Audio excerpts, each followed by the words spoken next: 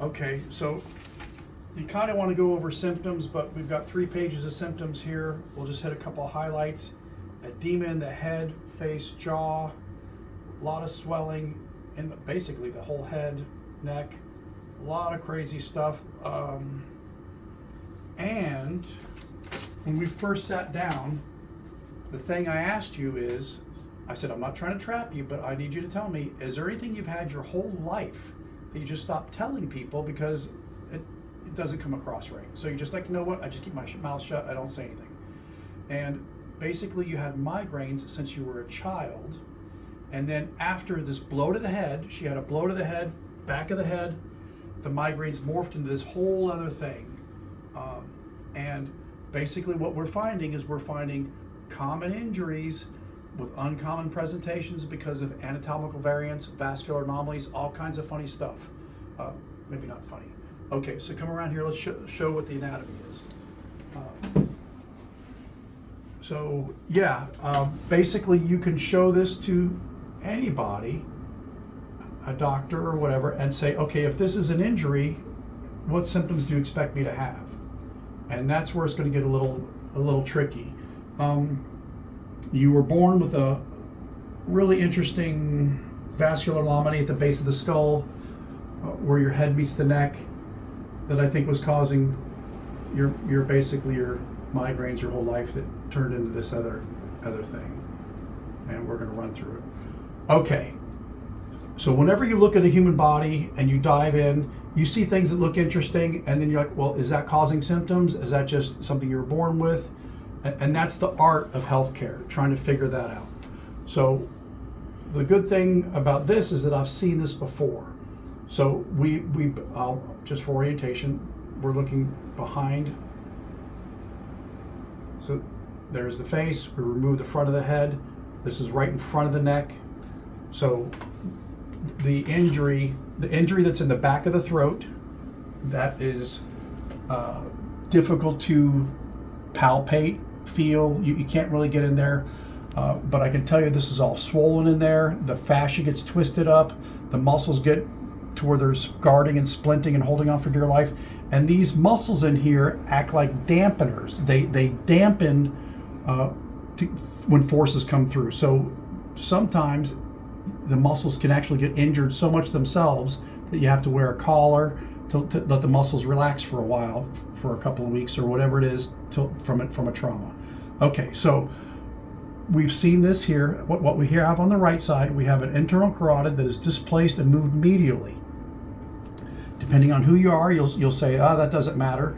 But we act like it does matter, and we go in the back of the throat and move it from medial to lateral, and it does matter. It changes people's lives. It's a big deal. So what you don't see is that there's a fascia. There's a carotid sheath that is supposed to house the internal carotid and the jugular, and of course the vagus nerve, glossopharyngeal, spinal accessory, and there's about 10 nerves that run through here, by the way. Not to mention the fact that there's a sympathetic net of a nerve that goes around there. It just wraps around the internal carotid, really driving a sympathetic nervous system, putting you in fight or flight. So, and fight or flight, being stuck in fight or flight is part of your deal, part of your symptomatology. So what did we find? We found venous congestion, but we also found muscular involvement back here, displacing the veins, causing some venous congestion. We see the internal carotid being pulled medially by some sort of fascia or muscle injury, and then on this side. So this is the tortuous internal carotid that you were born with, how it loops in here. Now we did left and right head rotations, and we found there's a lot of movement in there, and you've got an extra movement that we will document. But basically, you were born with a C2 that has a high arch to it. That is the let's see if I can do it. Yeah. So we 3D printed it, and it's one of these shapes that's quite a bit of a dome. And what we found is that with left and right head rotation, this atlas rides up and down, up and down. So you sprain these joint capsules, these ligaments, and you move too much, there's this extra third movement that's occurring. And I think that's, I think it's causing a lot of swelling in there. So just by decreasing your motion for a while, I think you're going to do great. We've already shown proof of concept by adjusting this. And what did we do? Well, we went after this. We called it important, and this is kind of what we did. We'll try to go quickly through this because most people are not feeling well that watch these videos, so they don't have time for this stuff. Okay. What do we got here? Here we're just looking at how the atlas is not exactly lined up with the foramen magnum. Only thing here, we see an external jugular being lit up, doesn't really tell us anything. This is when I first noticed it, is that the jugular isn't even touching the atlas, and that's, well, when you look at the anatomy books, there's muscles that go in through there, and there's fascia in there that are swollen, and just touching you, all this is like there's water in it. It's not just venous congestion, it's watery. So that's how we kind of were tipped off that these muscles in through here are lit up. And then we proved it by doing a Doppler before and after. So how do we know? Look how much space is in here. That you can see how it's displacing the jugular. And when we went after this and did the Doppler before and after, huge difference we'll show you on opening that up. Not to mention, symptoms and stuff. Yeah, there's a dehiscence behind a sigmoid sinus that didn't seem to be giving you any symptoms, but I documented it anyway. Whatever. This is neutral. You got to see that extra calcification of the odontoid. Right. Okay. It's okay. We got better pictures. Indentation of the jugular. We got some really good pictures in here to run to. Oh, that was the emissary vein. Right. So one of the things that you had that you wanted me to look at is if there was any surfacey veins popping out through your head because you feel so much swelling and bogginess actually that you can touch. And we did see an extra hole in the head there. This emissary vein has gotten dilated and large. And you got a couple of those. Actually, we'll show you one that's really big in a moment. And there it is. So we have this collateral extra venous drainage, like you popped a leak through here from all this extra backup pressure. And it's occupying space. It's not just here, by the way. It goes down through the spinal column. We'll show that one too. So it's this and going down through the spinal column. And let's just run through this. Great shots of the movement. Yeah. So that carotid sheath can't be happy with all that being required to go left and right at the same time. Let's see here. Control. We did show the first ribs kind of being in play, and a lot of people have these injuries. You did talk about your first rib giving you some trouble.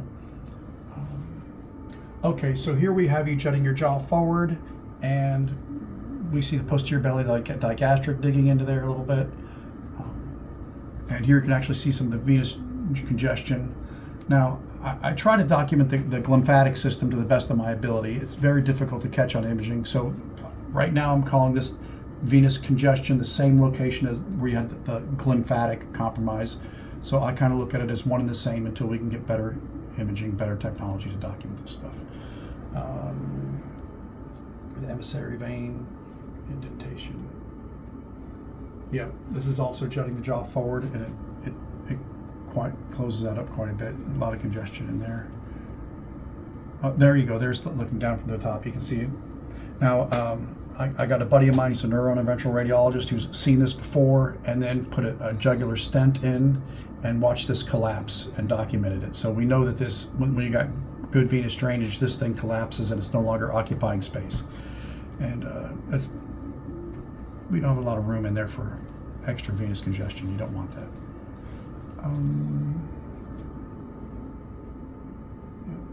Start getting some of the good stuff here.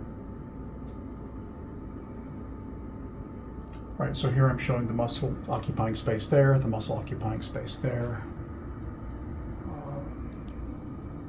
Yep, good shot of it. Venous congestion. All right, so we drew a line through the center of the foramen magnum, and then put, oops. Oh, that's it.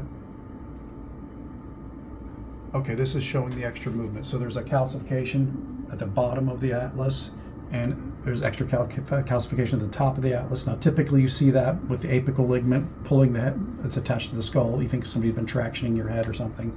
But this atlas moves so much, and let's actually just show it to you instead of telling you. Neutral position showing the atlas gone to the right. Oh, that was the other thing. So the inferior articulating facet of atlas is much enlarged on the right side versus the left. So and this is the right side, by the way, we're looking at the bottom of the skull. It's counterintuitive. So when we see an enlargement like there, we think for a while she'd been unequal joint loading, extra loading coming down this articular pillar, this kinetic chain on the right side. And we ended up adjusting her from the right and from the anterior.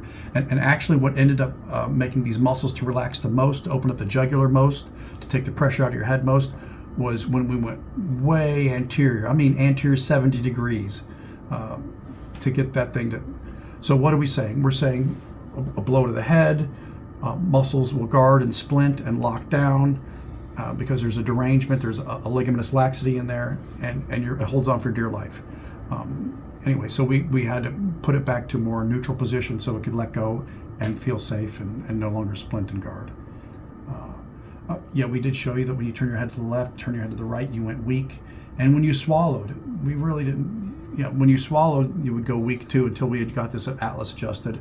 And we had to wait a few minutes for the neuritis to start to get better, and that'll get better as the days go by. So yeah, you tell somebody you have difficulty swallowing and speaking, anyway, it's a problem. Okay, so this is the rectus lateralis capitis muscle that we're saying is occupying space and holding on for dear life, and probably turned into Popeye, like a Popeye arm, how large it is. And there's fascia in there, and of course you injure something like that, there's going to swell up like crazy. And the rectus anterior capitis muscle also acts as a buffer, a dampener. Okay, there's that alar fascia. Oh, that's that nerve, the internal carotid plexus sympathetic that goes around. And of course this is normal anatomy, which nobody has. Carotid sheath.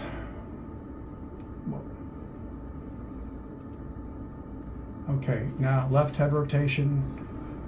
So there is some sliding back and forth, C1, C2. Actually, the skull to the atlas looks not too bad. And the left head rotation, we see that. And the C1 does come off of C2 too much. The textbook says we want to have 10% or 20% remaining contact. But I mean, this vertebral artery is being stretched. Not saying that it's causing symptoms. I'm just saying it's as far as it'll go because the atlas is sliding off of C2 too much. And you've got a really funny shaped dome in there on C2 that makes it real funny, or a funny movement, I should say, not funny. Right. So this was basically left head rotation, right head rotation. We wanted to document how much this is moving. I don't know that that's really something to talk about right now. Okay, this is left head rotation and neutral. We wanted to show how when you turn your head to the left or the right, this atlas slides down, drops into a hole, comes down off this dome, and then in the neutral, you see how much it moves up and down through there. Okay, so on the spinal cord side of this, if we had an MRI, which you're going to bring me an MRI, I'm sure we're going to see that lit up, the transverse ligament lit up, and that joint capsule, not joint capsule, it's a synovial, it's like a bursa in there that gets irritated and swollen and causes turbulent cerebrospinal fluid flow and all kinds of stuff. People get funny symptoms from that. Left head rotation neutral, again just showing how much it's moving. That funny extra movement. Right head rotation. I thought I'd document how the jugular opens up. All right, we're gonna have to move through this quicker. Yeah, right head rotation doesn't look too bad there. Left and right. There's your left and your right. Oh yeah, I was showing, there was it, how this tortuous internal carotid seems to be sliding up and down with extra funny movement in there. Actually, when I go back, I think that's something I missed.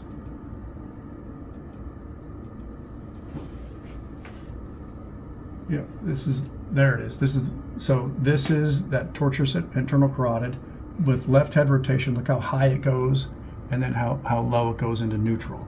So there's a lot of movement in there. Again, there's a plexus of nerves in there. And it's not something that you would expect somebody to have. What symptoms it causes when somebody injures this, it's probably the symptoms that you have. Okay. Left head rotation, we wanted to show how far it goes to the right. Right head rotation, show how far it goes to the left.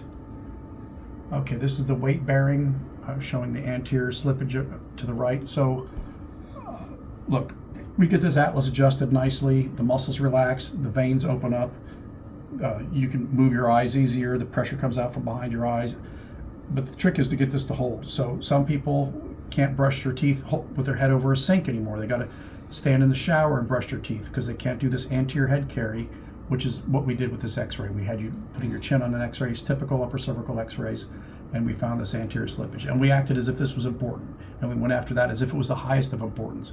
And ultimately, whatever vector we used to get the muscles to relax and get the jugulars to open up, that was the correct vector. That was our metric, by the way, and we'll show that. Yeah, your typical, shows up, goes up to the right. That's a nice atlas x-ray. Okay, so you wanted us to do Doppler with you, with your lying on your left side and your right side, because you could tell a difference. Real quickly, when somebody's lying on their back, it's kind of less, and that's not so good. We put you in a zero gravity chair, which is what we found opens up people nicely. You want to sleep with a slight incline, so we're very happy with that. Zero gravity chair, we did it twice. Okay, so the big difference is when you're lying on your left side, right side up, there's like no flow coming out of your right jugular. Now, when you're lying on your left side, your right jugular has all kinds of flow. And you already knew, and part of this thing was to validate what you're already feeling. It was a big difference with pressure in your head when you're lying on one side versus the other. So you asked me to show this to you, and what a difference. I'm glad you asked me to do that. It somehow makes a big difference for you. Okay. Before and after the adjustment. So right jugular before, there's the amount of blood coming out. Just look at the volume there. Peak volume 32 centimeters per second. Right after the adjustment, if we did a right 30, anterior 70, it jumped to 55. Just look how much more volume of blood is coming out the right jugular afterwards. And then the left jugular sitting, this is sitting, 26 peak, and then it jumped up to 55 peak. Just look at the difference in the amount of blood flowing through. And again, when we evaluated you, it seemed as though those dampening muscles at the cervical cranial junction were screaming and splinting and causing the back pressure, or facilitating it, part of it. Okay, that's me running through everything. What did I not answer? What do you want to talk about? I think I wanted to go back around on the jugulars here. It doesn't seem as compressed as when my jaw goes forward, or I'm laying on different sides. So can you talk a little bit more to that? Right, so this is a scan with you lying on your back. It would be neat if we could do this kind of a detailed flow with you upright or in different positions, but we can't do it right now. We have to depend on ultrasound to tell us what happens. So yeah, we did 4 phases on you. We did a neutral, arterial, and then we had you jut your jaw forward, and neutral position, left position, right head position. So when you jut your jaw forward, the posterior belly of the digastric does dig into here. And when you lie on your left side versus your right side, there are muscles that engage, and apparently it's a big difference. I don't know that I can document and prove it here.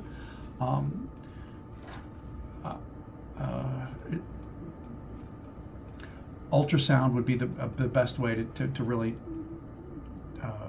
quantify and qualify exactly what's happening in all these different positions.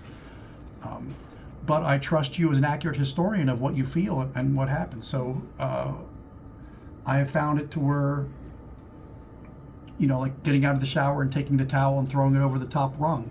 that is what causes a derangement and causes people to go out of adjustment. There's funny little things that you do. Think of those, the ligaments are not exactly, their integrity is compromised, and there's some funny little movements you have to avoid doing. It's almost like we just have to trust you and how you feel. Experimentation beats theory all day long.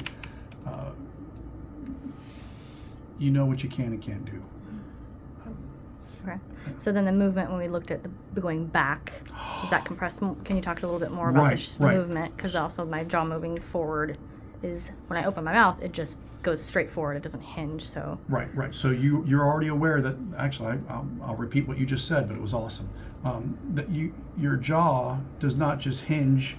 It doesn't just go down. It doesn't hinge correctly. It goes forward. Has this funny little movement in there. So yeah, when people, this traumatic brain injury you had, this concussion that you had, we got videotapes of people getting hit, and you see their mouthpieces coming out, and the tendency is to look on the neck and how it got injured. But yeah, this jaw gets injured too. There's got to be a derangement in there that we did not really document too much. We could have spent more time on it. It just takes more time. But what we do know, the physical exam really did show us quite a bit, that when this jaw goes back, your nervous system does not like it at all. Just like you also doesn't like it when you swallow, when you're eating or just swallowing. I mean, you got really weak. It was not a good deal. There is some speculation. You're always going to speculate. So when that jaw relaxes back, I'm expecting there to be more compromise in here. I think the whole thing is swollen. Now, we did go in the back of your throat and move this over, and it felt boggy and swollen back there. We didn't go here yet because that's, we're going to hold off on that and see if we can get you better without messing with that just yet. Jaw moving back, as it chokes this in through here more. It seemed like it was a neurological compromise too. So there's 10 nerves that run through here on both sides. Your sympathetic chain gets hit. It would be great if you slept with a mouth guard or something that kept your jaw from going into a posterior sliding thing. I've had people get a really good mouth guard and go to an expert on the jaw, and I've taken x-rays of them having the mouth guard in and out, and the cervical curve swings into a beautiful curve or goes into military straight based on that here. Now, we didn't really talk about that, but you have a military curve in there, and when I tried to bring the curve back, it was a no-go.